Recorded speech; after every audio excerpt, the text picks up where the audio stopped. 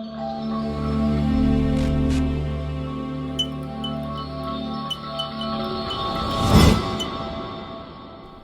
everyone, this is Christian C, and in this module, we're going to talk about duality mindset. What is the duality mindset? Well, your journey can be an exciting one, or it can be a dreadful one. The difference is truly in the mindset and energy you engender. Having the right mindset is one of the most crucial elements when it comes to your inner energy and achieving the kind of success you would like. Without the right mindset, you will be fighting an uphill battle to conjure up that energy. Your mindset plays into the core of your beliefs and the actions that you take.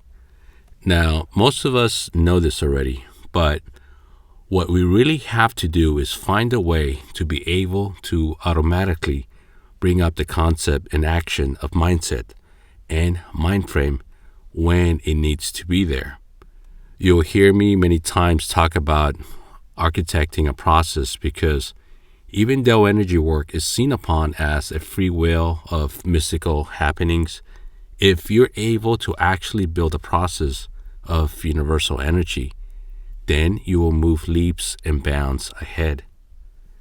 It's not really a secret that the right process will help you move so much further ahead and save you years of time and effort. That is what happened to me, and I continue to develop and utilize this energy process. Once we practice approaching things from the right energy, it becomes a habit. This is an essential habit that we must have because it's what many a times will kick our energy into automatic drive. One thing to keep in mind is that we're living in a society that is often hip to being cynic, a society that is sarcastic and even doubtful of many things. And it's okay to be doubtful of many things within our life, but don't allow that to make you into a more negative person. And don't be so doubtful of your own efforts, of your own will.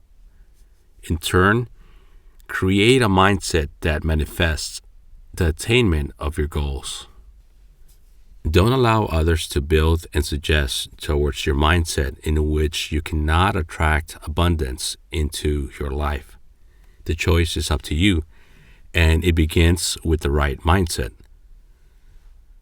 Talking about mindset might sound repetitive, but this is something that we have to be constantly aware of because our minds can be quite sneaky when it comes to having the right process and the right energy. For instance, on a subconscious level, our mind might be sneaky enough and seek the approval of others.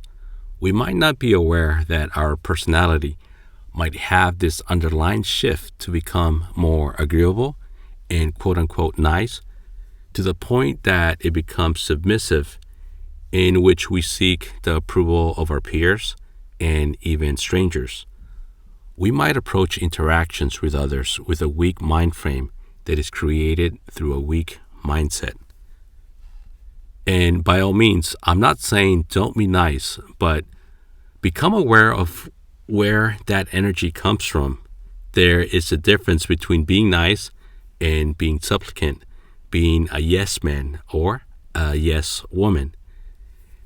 Does your energy come from a place of true sincerity and from your higher self?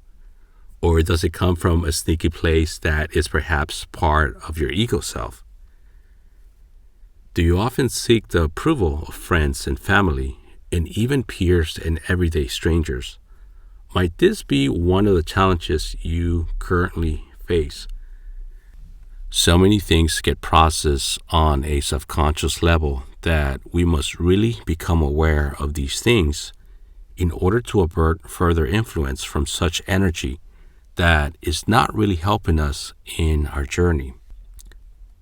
When you become more aware of these social interactions we encounter on a daily basis, now that you give your state a little bit more awareness, it is up to you.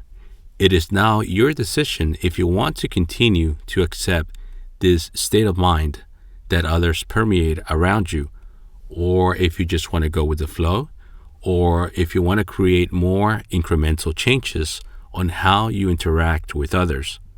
Changes that are more aligned with your values, your vision, and with your ascension towards the attainment of your goals and ideal lifestyle. When we become aware of our energy and we decide on how to further utilize it, it only strengthens who we are spiritually, mentally, and physically. And this is an important point, so let me repeat this again.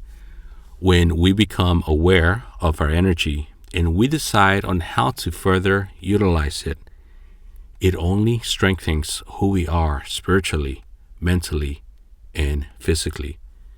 This plays into our energy of awareness and in deciding what to accept and not accept from others, and ultimately what we accept from ourselves, so that we can build the right mindset. One of the most liberating feelings and way of living is to accept things as they naturally are, yet improving them. Having this duality of acceptance of things as they are and wanting to improve them is powerful because we don't become tense by the situation or the energy that it creates, yet we become optimistic by giving the right energy in order to attain better results. In accepting your day-to-day living while also seeking to improve it, this will heighten your energy to get more things done towards your goals.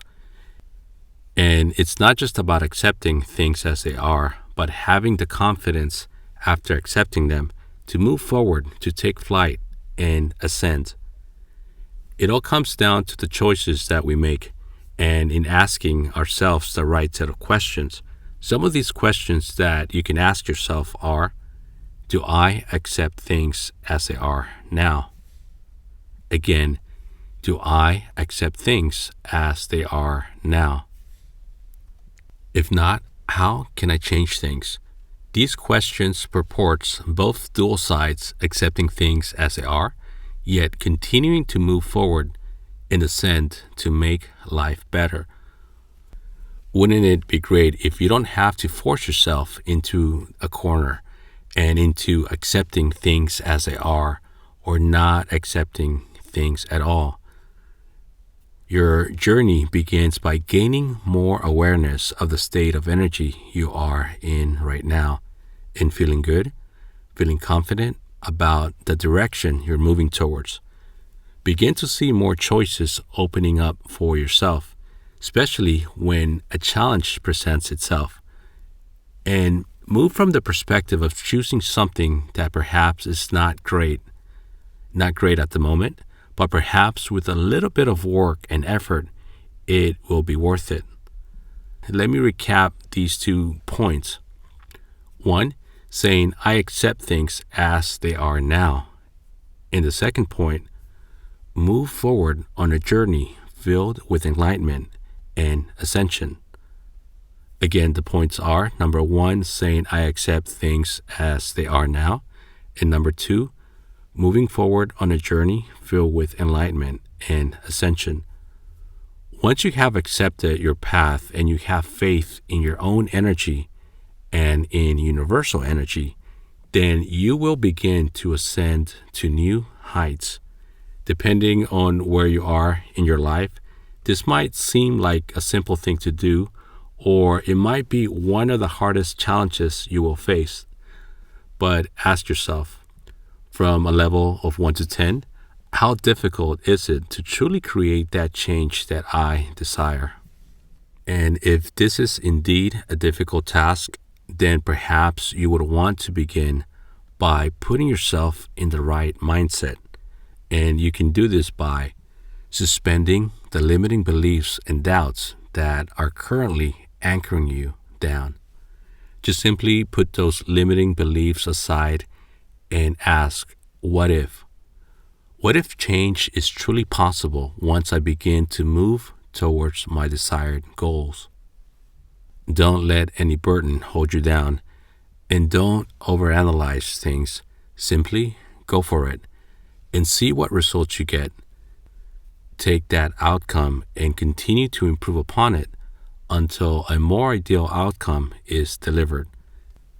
Suspension of disbelief and energizing your imagination are key. If you feel that you're stuck in this phase of not having the right mind frame that change is possible, we all feel like this sometimes. It's natural. The important thing is to know how to get out of this rut. It all begins by sparking your imagination and taking a step forward. If you're going to fail, fail forward. When things are in a forward ascending motion, even when we take action and make mistakes, this is when growth and expansion are created. Now, some of the pain within our journey that gets transferred into our energy comes from the uncertainty that we have. And here are some of the things that we must do. We must identify the source of our energy blocks. We must have 3 top ways of getting rid of these energy blocks and executing this process in a way that the first action builds upon the second, and then that builds upon the third action, and so forth. And we must utilize law duality tools that will help us in accomplishing this. And now we're going to talk about limiting actions. Similar to limiting beliefs, limiting actions deal with the physical actions which we take that sometimes limit our growth and curtail our productivity. For instance, getting mad and frustrated. In your journey, this would be a limiting action as it limits you from doing what you really need to be doing, which is moving forward in your journey. We all get angry and frustrated at times, and oftentimes it's natural when those feelings rush upon us. We're human, and some of us will feel much stronger emotions, much more than others. What matters is how we react once we start to feel those emotions rushing at us.